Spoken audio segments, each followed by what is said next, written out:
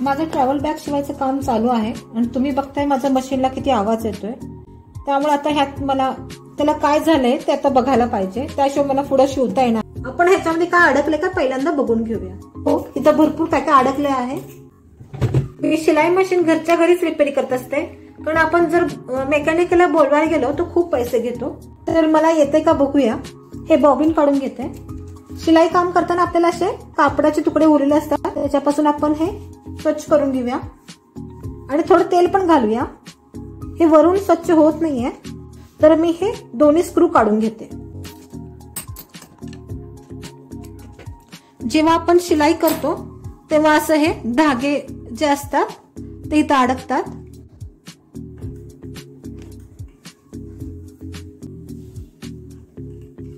इथली पण प्लेट काढून घेते.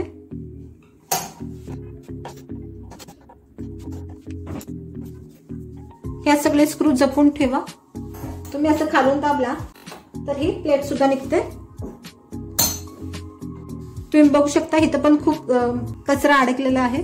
या दातामध्ये सुद्धा खूप कचरा अडकतो.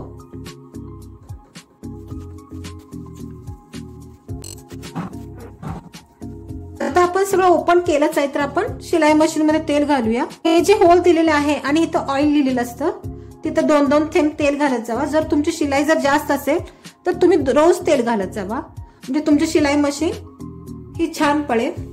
हे पण काढून घेते आणि पुसून घेते.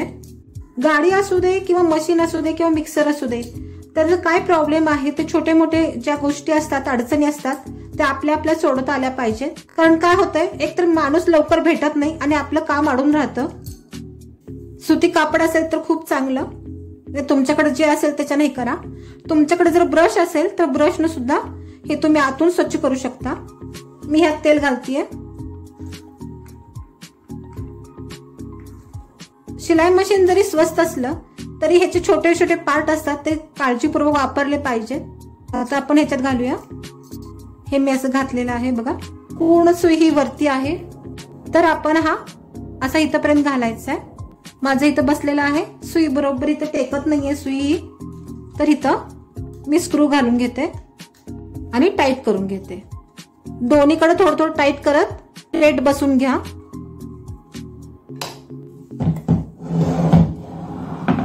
तुम्ही बघू शकता आवाज बदललेला आहे याचा. आता आपल्याला ही प्लेट घालायची आहे. ही पण प्लेट मी पुसून घेतलेली आहे. सुई वरती करून ह्या दाताच्या मध्ये हे अडकवायचं आहे. आपोआप ते बसतं, त्याला काही असं त्रास घ्यावा लागत नाही. आणि हे दोन्ही बाजूला स्क्रू घालून टाईट करून घेऊया.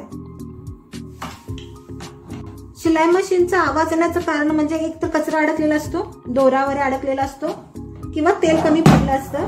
हे बेसिक आपण पहिल्यांदा करून बघायचं. त्यानंतर मग आपण शिलाई मशीनच्या मेकॅनिकला बोलवायचं की नाही ते आपण ठरवू शकतो. हे किरकोळ आपण करून बघितलं की नंतर मी थोडंच तेल घालत आहे, कारण मला आता लगेच शिलाई करायची आहे. आता हे शिलाई मशीन आपण जागेवर ठेवूया.